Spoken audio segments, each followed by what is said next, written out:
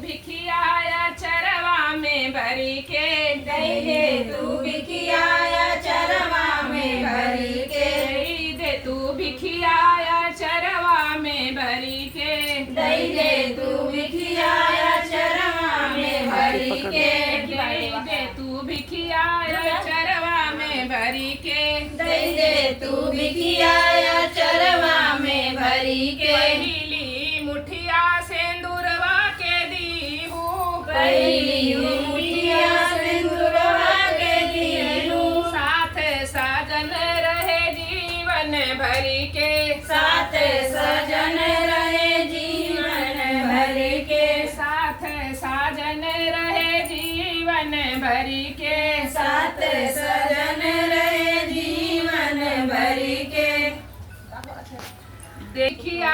चरवा में भरी के, दई दे तू भिखिया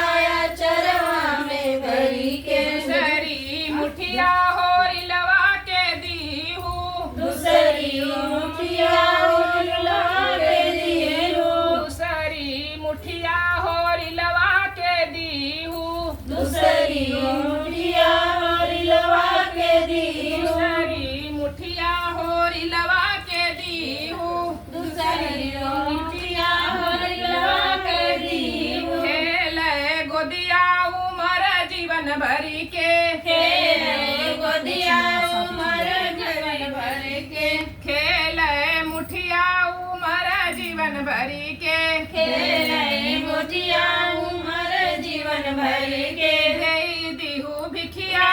चरवा में भरी के, दई देहू भिखिया चरवा में भरी के, तीसरी मुठिया परिवार के दीहू, तीसरी मुठिया परिवार के दीहू, तोह से नाता रहे जीवन भरी के, तो से नाता रहे जीवन भरी के, दे दे तू भिखिया चरवा में भरी के, दई दे तू भिखिया चरवा में भरी के, चौथी मुठिया नहीं हरवा के दीहू, चौथी मुठिया नैहरवा के दीहू, रहे सनहिया बीरन जीवन भरी के, रहे सनहिया जीवन भरी, रहे सनहिया बीरन जीवन भरी के, रहे सनहिया बीरन जीवन भरी के, देऊ भिखिया चरवा में भरी के, दई देहू भिखिया